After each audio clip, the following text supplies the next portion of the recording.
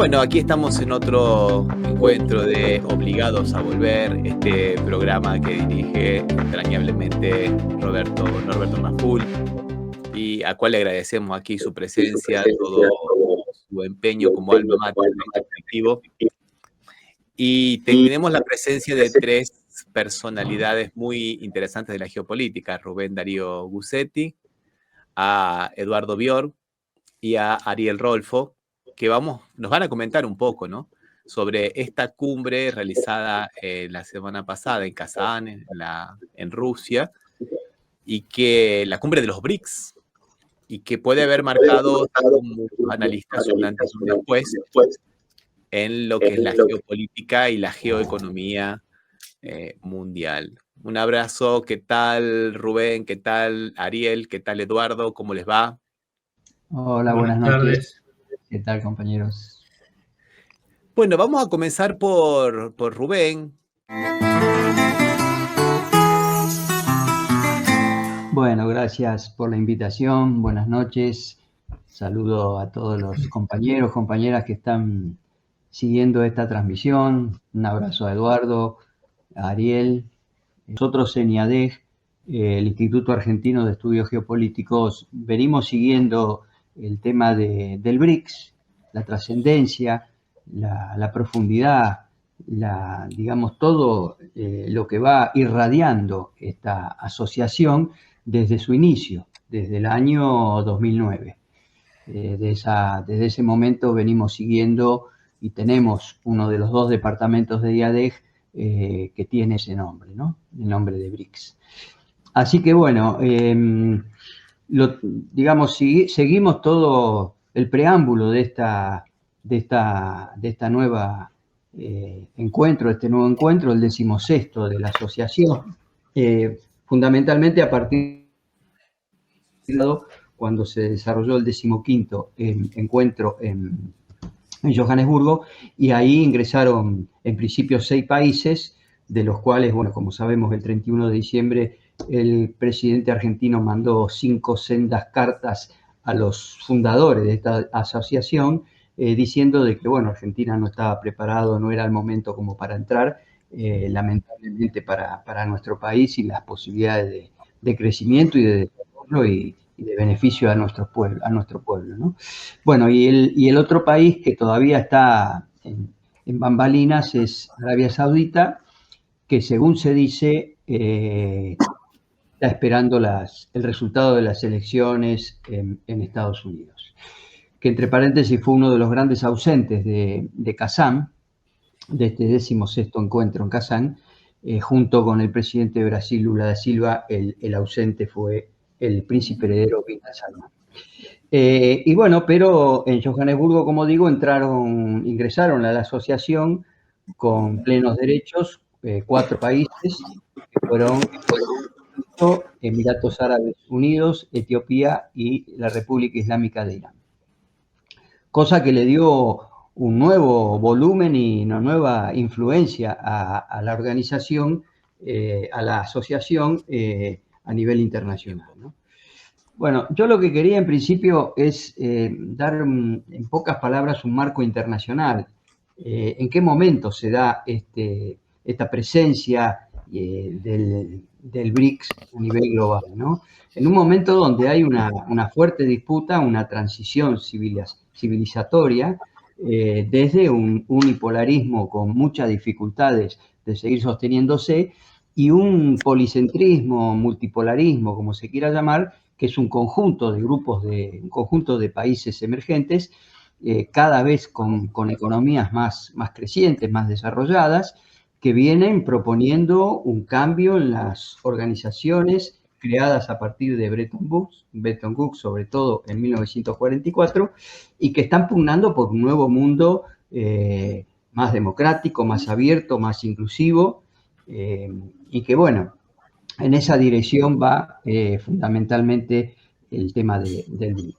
Ahora, en este nuevo mundo que se va abriendo paso, no sin dificultades, lo dijo el propio presidente Putin, ¿no? El camino hacia la multipolaridad, dijo él, no es fácil, porque hay una resistencia del bloque duro anglosajón, y del unipolarismo, me estoy refiriendo a los gobiernos de Estados Unidos, del Reino Unido y de Israel, donde de muchas maneras van influyendo en algunos países emergentes, como después vamos a ver lo que pasó con Arabia Saudita y con Brasil, y con otros países también que están en la puerta de poder ingresar al BRIC, ¿no?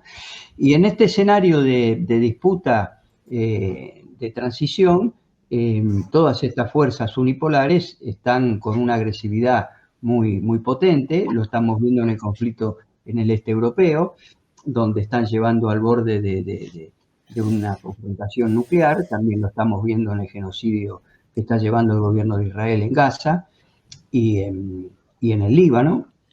Y también en las provocaciones permanentes muy graves en el Pacífico Sur, ¿no? En los días que se estaba desarrollando el encuentro de Kazán, el Departamento de Estado de Estados Unidos aprobó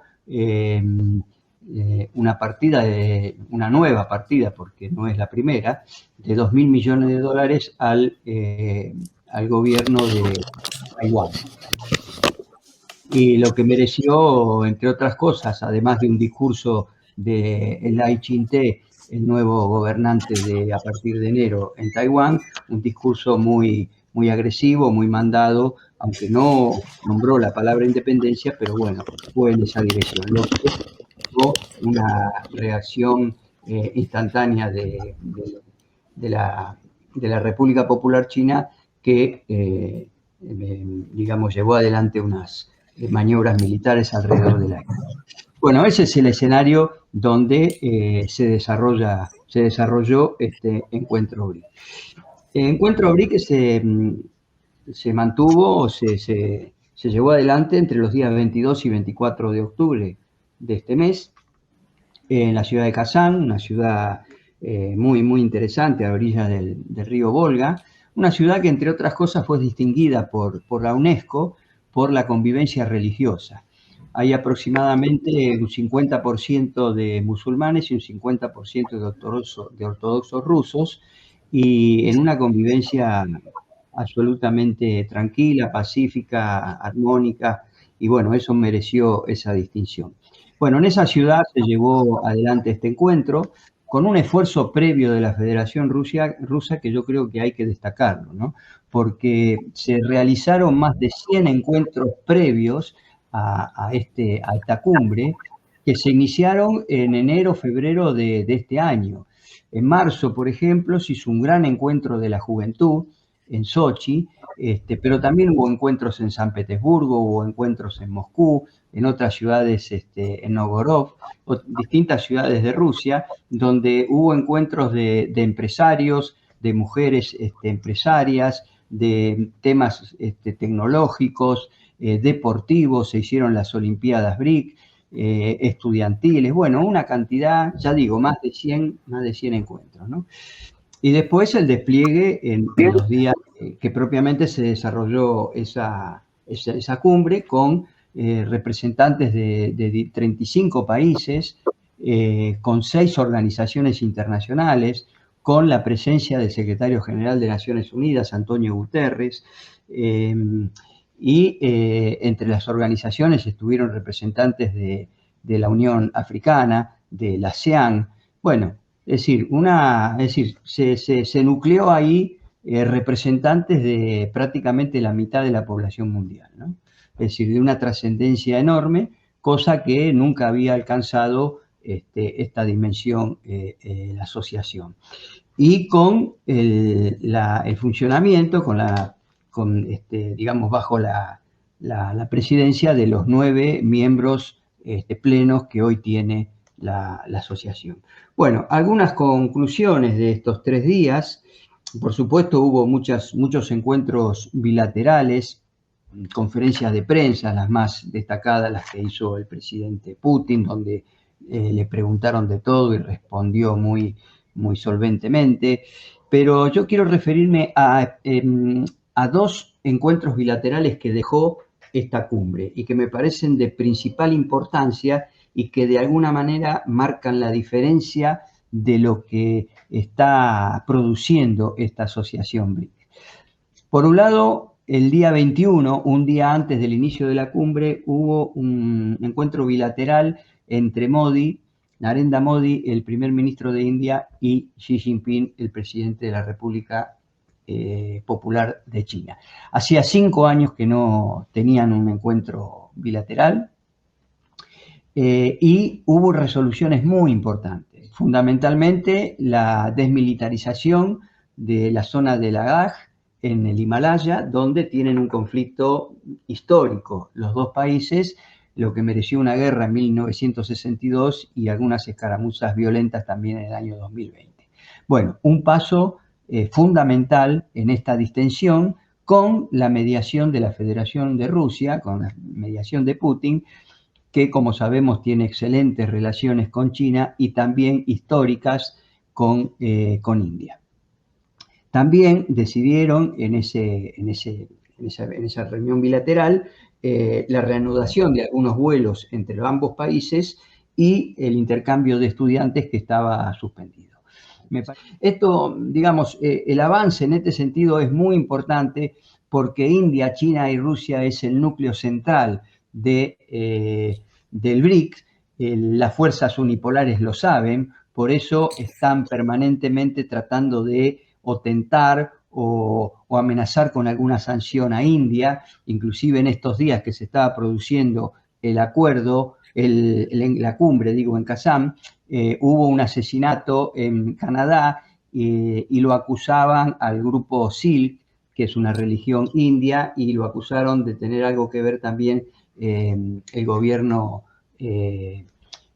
indio, y lo que mereció la expulsión de algunos funcionarios de India que estaban en Canadá. Es decir, yo digo que de alguna manera o de varias maneras Occidente no participa del BRIC, pero estuvo presente, ¿no? en todos estos tipos de presiones. Bueno, después también me refería a otro encuentro bilateral muy importante entre Erdogan y Pezeshkian, presidente de Turquía y de Irán, donde, bueno, también tuvieron acuerdos muy interesantes en el tema de turismo, en el tema de comercios y también en la condena absoluta de los dos países del genocidio que está llevando adelante el gobierno de Israel en la Franja de Gaza y en el Líbano principalmente. Y la amenaza que significa esa ofensiva y de que se regionalice la guerra involucrando también a las dos potencias nucleares más importantes, que es Estados Unidos y Rusia. Bueno, en ese acuerdo, en ese encuentro bilateral denunciaron ambos presidentes esa situación. También en el encuentro los BRIC elaboraron un proyecto, el cual fue aprobado, de una nueva categoría de miembros BRIC, que es una especie de sala de espera para, digamos, ser socio pleno de la asociación. El nombre que son socios BRIC, el nombre que se le dio a esa categoría, entre los cuales hay 13 países que se van a incorporar en los próximos días. No quisieron darlo como confirmado, pero se tiene la lista de los países que van a incorporarse de nuestra región, Bolivia y Cuba, y después varios países de África, como Nigeria, como también Argelia, Uganda y 4 países muy importantes del Asia, del ASEAN, Vietnam con más de 100 millones de habitantes, Indonesia con cerca de 300 millones, Malasia, es decir, países de una gran trascendencia, una gran influencia en la región y que van a significar un peso muy, muy determinante en los nuevos BRICS, ¿no? Indonesia es el país con mayor población musulmana, así que bueno, ahí está la trascendencia de esto. Hubo un documento final en base elaborado y firmado por todos los 9 miembros, con algunas cuestiones trascendentes, ¿no? Por ejemplo, el apoyo a Naciones Unidas, el apoyo a la regulación de la inteligencia artificial, El gobierno ruso propuso una bolsa de cereales para controlar y poder, digamos, tener una distribución en base a la soberanía alimentaria y poder socorrer y poder ayudar a los países más necesitados. ¿Qué es lo que dejó, me parece? Esto es lo más importante, lo más sustancial del encuentro, ¿no? Por un lado, quedó demostrado por un documento que elaboraron, es decir, muchos de estos encuentros que yo mencionaba al principio, estos 100 encuentros previos que hubo representantes de cada uno de los gobiernos del BRICS, denominados Sherpas, ¿no? Digamos, las personas, digamos, de confianza de los gobiernos que participaron en estos encuentros y que después elaboraron informes para que sean evaluados por los presidentes y las autoridades, los primeros ministros, etc. Y uno de esos documentos lo elaboró el Nuevo Banco de Desarrollo. El Nuevo Banco de Desarrollo, como el Fondo de Contingencia, fueron creados en la 6ª cumbre en Fortaleza en el año 2014. Fueron de las decisiones más importantes que tomó el BRIC en toda la historia. Pero en ese documento del Nuevo Banco de Desarrollo quedó demostrada algunas dificultades para armonizar y lograr coincidencias en algunos temas que algunos observadores lo daban por hecho unos días antes de la cumbre. Me estoy refiriendo a la creación de una nueva moneda, me estoy refiriendo al Bridge, que es un sistema de pagos alternativos al SWIFT. Bueno, eso no ocurrió. Lo que hay que aclarar acá es que todas las decisiones en el BRICS se deben tomar por consenso. Es decir, no hay votación, no hay decisión por mayoría. Si todos no están de acuerdo, las decisiones no se toman. Eso tiene un doble registro, ¿no? Por un lado es una debilidad porque traba y dificulta el avance más rápido de las decisiones. Pero por otro lado marca una diferencia fundamental con los países unipolares, porque lo que está diciendo es que el propio funcionamiento del BRIC es un funcionamiento democrático, es un funcionamiento donde predomina la persuasión por sobre la imposición, ¿no? Así que bueno, tiene esa doble mirada. También surgió del BRIC un tema muy interesante. En los días previos al BRIC se hizo una cumbre de ministros de Relaciones Exteriores de la Organización de Cooperación de Shanghái en la ciudad de Islamabad, en Pakistán. Y lo que se avanzó en esta cumbre BRIC fue el entrelazamiento entre las dos instituciones. Por un lado la organización y por otro lado la asociación BRICS.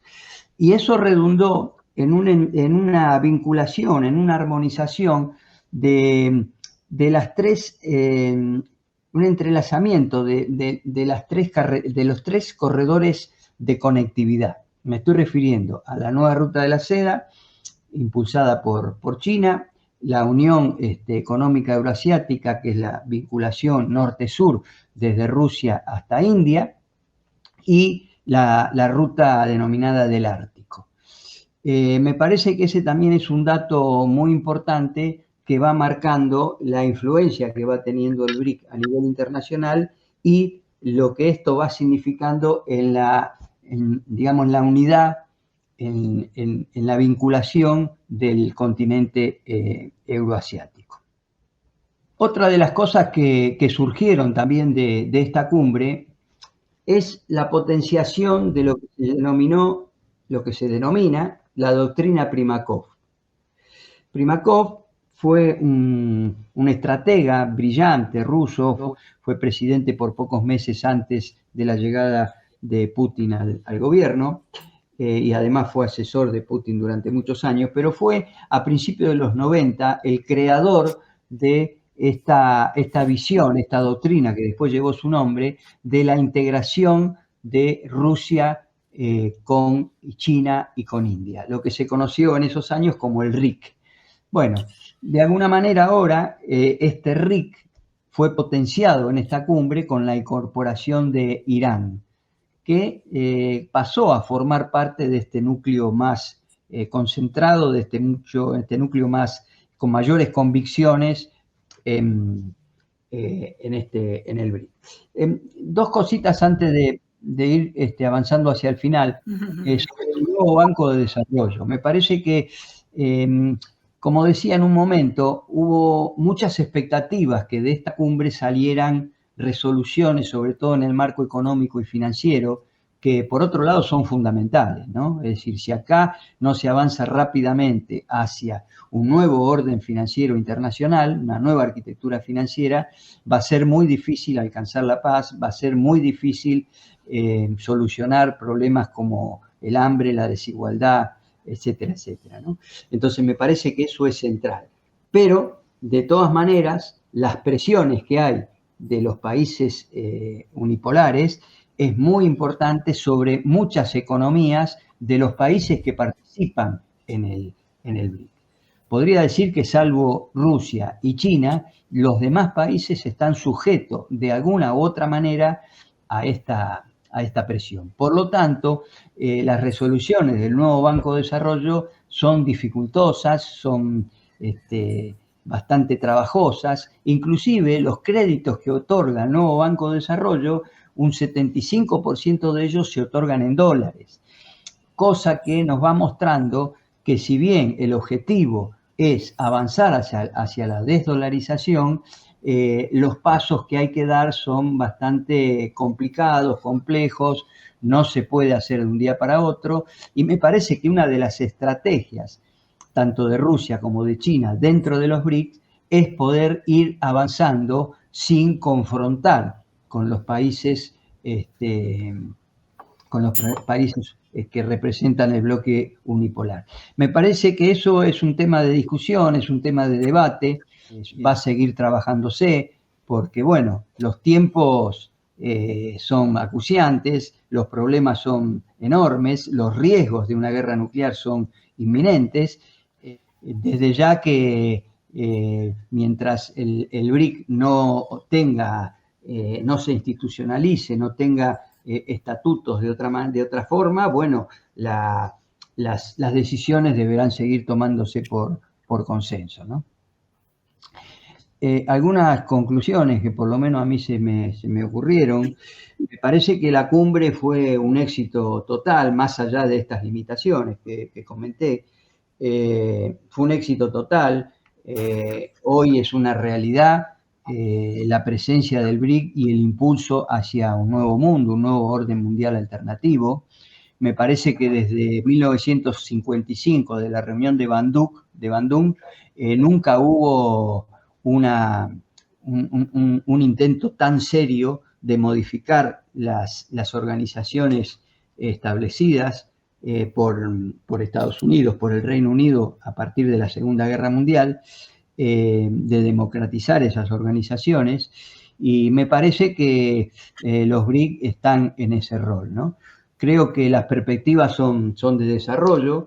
Ahora viene una etapa no sencilla. La nueva presidencia pro tempore a partir del 1 de enero pasa a la República Federativa de Brasil. Bueno, sabemos el rol que jugó Brasil en esta cumbre, lamentablemente, produciendo un veto en contra de Venezuela y Nicaragua, que no solo fue en contra de Venezuela y Nicaragua, sino también en contra de los propios BRICS, ¿no?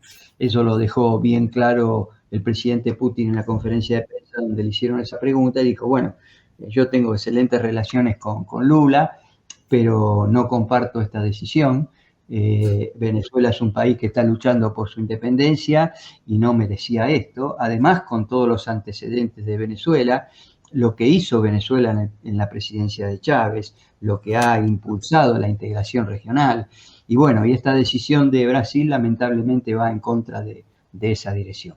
Por supuesto que hay muchas cosas que la explican, tanto la situación interna del Partido de los Trabajadores y del propio Lula dentro de Brasil, como también intereses internacionales, la presencia y el poder que tiene dentro de la política exterior brasileña Itamaraty. Bueno, es un tema por ahí que lo dejaría un poco más para el debate, ¿no? En definitiva, una cumbre de enorme trascendencia que va a impactar en las relaciones internacionales, que ya está impactando, y evidentemente la Esfera lo sintió y movió sus piezas, ¿no? No solo en la influencia probable con el gobierno de Brasil, sino que también con el gobierno de Arabia Saudita, porque justamente en los días, el día 23 creo que fue, en medio de la cumbre, Bin al-Salman recibía en Riad, la capital de Arabia Saudita, nada más y nada menos que Anthony Blinken. Así que bueno, ahí se ve las tenazas y la presión para evitar el desarrollo de los BRIC, porque bueno, claro, lo que más les duele, lo que más les preocupa es el avance de los BRIC en el sentido de la desdolarización, ¿no? En definitiva, una cumbre muy exitosa con esta tónica, ¿no? A mí me hacía acordar este proceso que están viviendo los BRIC con esa famosa frase de Deng Xiaoping cuando decía cruzar el río palpando las piedras, ¿no? Es decir, ir de a poquito avanzando sin que nadie quede afuera, armonizando todas las opiniones e ir trabajando en esa dirección. Yo creo que en esta próxima cumbre, ahora viene la cumbre del G20, va a haber una bilateral entre Xi Jinping y Lula, y seguramente va a estar en medio de esa conversación el tema de Venezuela y bueno, esperemos que la diplomacia china pueda hacer algo para que próximamente Venezuela integre el BRIC, que sería un dato muy importante no solo para Venezuela, sino también para Cuba y también para los BRIC. Venezuela tiene el 17% de las reservas mundiales de petróleo. O sea que sería un espaldarazo enorme para esta asociación. Muchísimas gracias, Ramiro. Bueno, informativamente es imposible agregar algo al completísimo informe que ha dado Rubén. Muchísimas gracias, Rubén. Realmente nos pusiste todas las cartas sobre la mesa.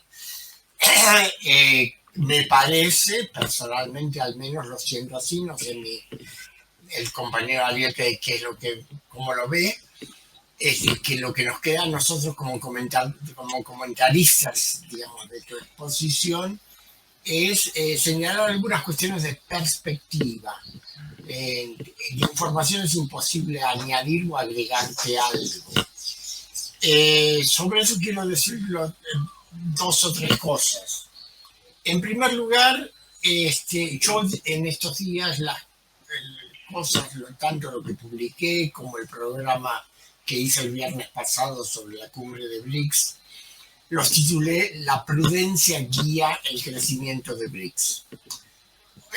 O sea, como vos terminaste con la frase de Deng, yo creo que ante las diferencias de desarrollo, las diferentes circunstancias entre los miembros de BRICS, las dificultades de integración y de articulación de los cinco nuevos miembros que entraron este año, o 4 en realidad, porque Arabia Saudita no terminó de entrar. La decisión justamente del grupo RIC, como lo llaman ahora, Rusia, India, Irán, China, ha sido la de la prudencia. Si mejor vamos a tratar de consolidar lo que tenemos antes de pegar grandes saltos para adelante. Y ahí se presentan, ahí juegan las distintas estrategias de internacionalización. Yo tengo algunas las tengo claras, otras no las tengo claras. Eso lo aclaro a priori y lo pongo a discusión. La estrategia china de internacionalización es la de construir redes, es decir, si yo avanzo en el lazo con otro país o con un determinado grupo de países, cuando surgen obstáculos producto de las situaciones y de los desarrollos internos de esos países, no choco, armo una red más amplia. Entonces, al armar una red más amplia, los conflictos internos que pueda haber en uno u otro país o los conflictos binacionales quedan relativizados y pasan a jugarse dentro del contexto de BRICS. Yo doy un ejemplo. Es decir, por ejemplo, yo antes de la cumbre de BRICS tenía, y lo expresé, que el conflicto entre Egipto y Etiopía por la construcción de la represa en el Nilo Azul, iba a repercutir adentro de la cumbre de BRICS. Probablemente se haya tratado, seguramente se ha hablado, pero quedó subsumida en el contexto de la cumbre. Es decir, nadie se percató. Es decir, quedó ahí. Entonces, las situaciones que se plantean, en el caso, vos hablabas del viaje de Xi Jinping ahora a Brasil para la cumbre del G20. Yo no sé si Xi va a mencionar la cuestión de Venezuela, y te lo digo sinceramente, porque China tiene un problema mucho más importante. Y es que ahora en noviembre el Congreso brasileño tiene que decidir si entra a la franja y la ruta. Y eso es estratégicamente para todos nosotros, para todos, es un vuelco mundial. Por más de que el gobierno brasileño tenga más de la mitad copada por la derecha, de que la mayoría de los estados y municipios se han quedado en manos de la derecha, de que el PT sea tan efectivo como una manteca en la sartén. Es decir, lo que le importa a China es juntar un ingreso de Brasil a la franja y la ruta. Entonces, eso es una. La otra es la construcción de internacionalización por parte de Rusia. Vos lo mencionaste, la doctrina Primakov. Es decir, Rusia lo que hace es consolida bloque, y en base a la consolidación de ese bloque va avanzando. Y además desarrolla una estrategia que en principio es una estrategia de lucha por la hegemonía y por el poder mundial. Es decir, la expansión de Rusia en África, sobre todo en el Sahel, pero también en África Central, tiene que ver con eso, tiene que ver con abrirle un segundo frente al imperialismo occidental. Ahora, ¿cómo lo hacen? Es decir, Irán, tengo la impresión, ahí ya voy mucho más a tientas, tengo la impresión de que Irán está concentrado en su problema en Asia Occidental, lo cual es absolutamente lógico y comprensible, y yo haría exactamente lo mismo. Es decir, en un conjunto tan preocupado en que los occidentales le levanten las sanciones, de que se reanude el programa nuclear en ese sentido, pero al mismo tiempo no puede ni quiere abandonar su posición como líder del eje de la resistencia. Entonces tiene que balancear entre las dos cosas. Mientras que India tiene una posición muy ambivalente. Por un lado, Asia, el interior de Asia, le da la primacía a su relación con Rusia. Hacia el Índico, respeta a rajatabla su alianza militar con los Estados Unidos. Y financiera y tecnológicamente no quiere cerrarse la puerta ni de Estados Unidos ni de Europa Occidental. Entonces es un permanente bailar entre tres banquitos donde cualquiera que se le caiga se tumba la política india y se rompe. Es decir, yo creo que eso son, digamos, las cuestiones que hay que tener en cuenta para el proceso de BRICS. En el caso de Arabia Saudita, para mí, yo creo que ha primado más que una reflexión político-electoral ante lo que le pasó a Rusia con sus depósitos en Occidente. En Arabia Saudita ha primado el miedo por lo que le pueda llegar a suceder con sus inversiones y depósitos en Estados Unidos y en Gran Bretaña. Y además se lo deben haber hecho sentir. Eso con seguridad. Por eso, digamos, yo creo que no se van a alejar definitivamente, porque para Arabia Saudita y los Emiratos del Golfo, es decir, tanto Qatar como Bahrein, todos ellos, entonces esa banda de señores feudales sentados en el petróleo, han entendido perfectamente que les conviene mucho más ser amigos de Irán que sus enemigos, porque nunca le podrían ganar una batalla a Irán, en cambio siendo amigos pueden beneficiarse de las inversiones chinas. Sí, eso lo han entendido, entonces están en esa posición.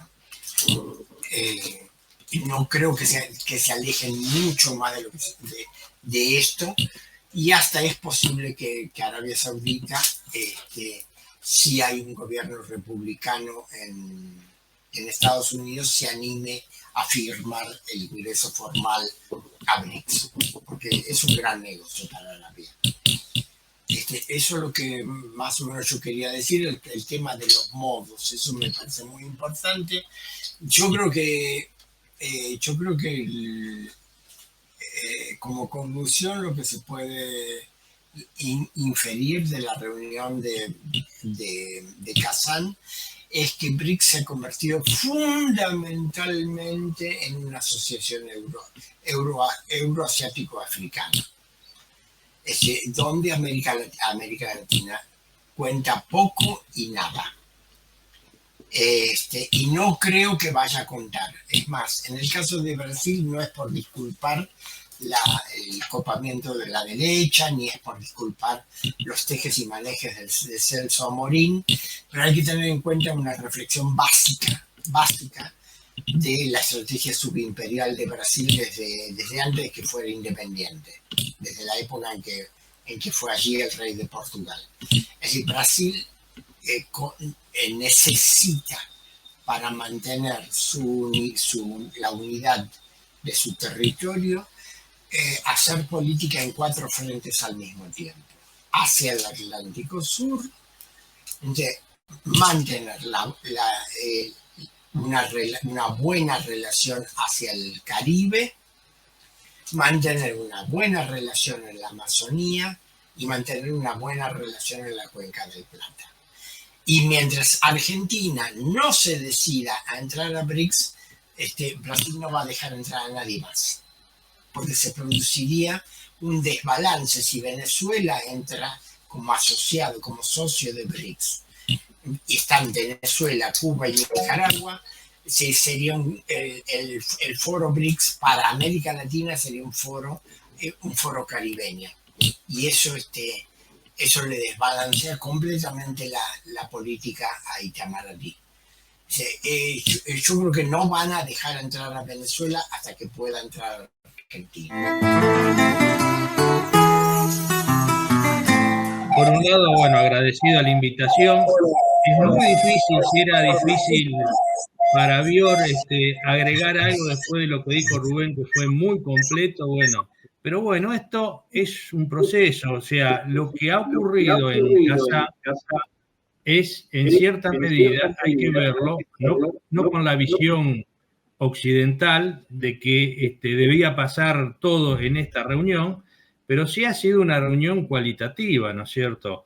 Se han dado una serie de eventos, empezar a agrandarse el staff de países plenos y una serie de definiciones, además de todos los países que están en la cola para entrar, lo que termina generando que esa plataforma supranacional de países tenga una potencialidad presente, pero fundamentalmente futura, ¿cierto?, en lo económico, en lo comercial, en lo financiero, en infraestructura, que se está armando.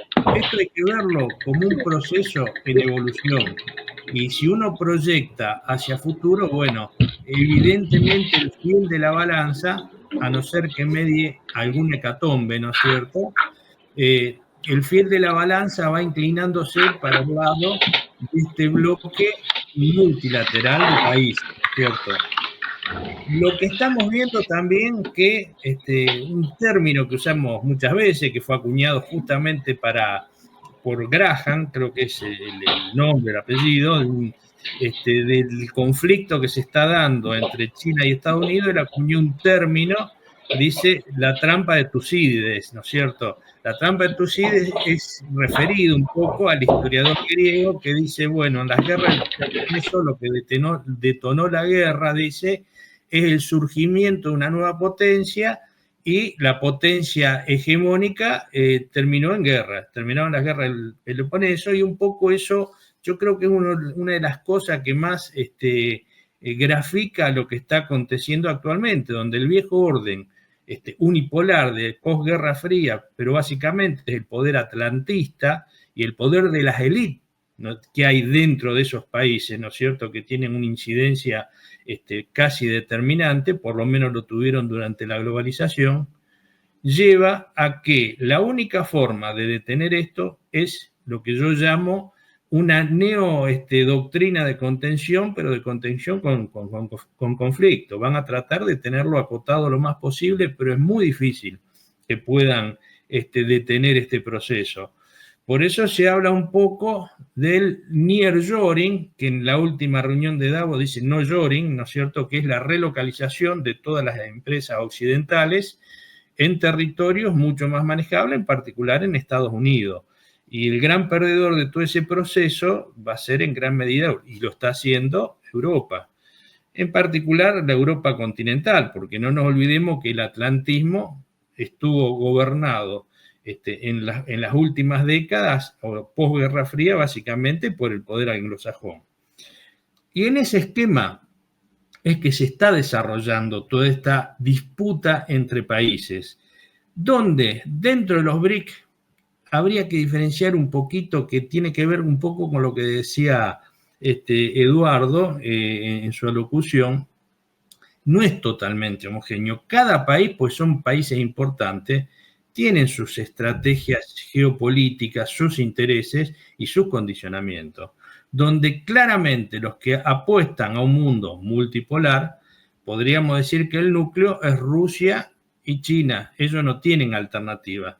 Mientras que ahí hay países como India y como Brasil que tienen una visión más de ampliar su multilateralismo, de tener una buena relación en ambos lugares, teniendo el pie un poco en cada lugar. Por eso vemos, como decía Georg, o sea, India tiene alianzas militares con Estados Unidos, se habla, así como está el collar de perlas de la ruta de la seda, de la ruta marítima de la seda china, se habla del collar de diamantes de India. O sea, India tiene desde hace mucho tiempo esa confrontación con China, en particular por cuestiones limítrofes, pero también va a ser económica. Pero lo auspicioso es justamente ese entendimiento que hubo entre China e India por cuestiones de limítrofes, la desmilitarización. Eso le va a dar o va a quitar un grado de problemática que podía surgir. Importante, porque son dos países, se calcula que India en un corto plazo se va a convertir en la tercera economía mundial. Eso es algo que han resuelto. Y en el caso de Brasil, un poco Maduro lo decía, que lo decía también Fidel Castro, el gran problema de Brasil que hay un edificio, dice, que gobierna su futuro, que es Itamaraty.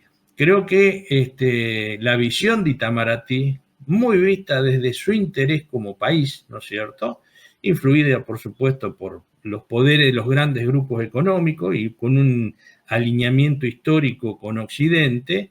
Bueno, en esta instancia ha, en cierta medida, mediado su relación. No nos olvidemos que Lula también, junto con Kirchner, junto con Chávez, en ese proceso que fue la UNASUR, y le dijeron no al ALCA, eso no fue gratis.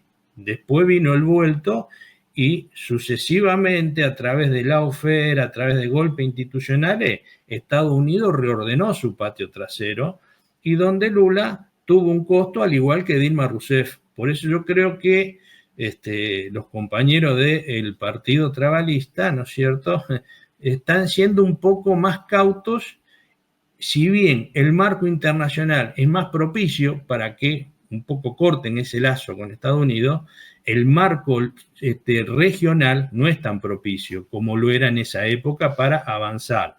Entonces, en función de equilibrar sus intereses y en función de un multilateralismo, de no permitir, digamos, jugar tanto de un lado, más allá que ya está dentro de los BRIC Brasil, creo que parte de eso, y la opinión de Itamaraty, y no quito que haya algo de animosidad también, que entre Lula y Maduro, que haya incidido en que Lula haya aceptado ese consejo o ese direccionamiento de no permitir que entre Venezuela. Más allá que también creo, como dice Eduardo, Brasil, si lograba que entre Argentina, iba a tener mucho más equilibrado el papel latinoamericano dentro de los BRICS. Como eso no ha acontecido, bueno, creo que está tratando de ser prudente.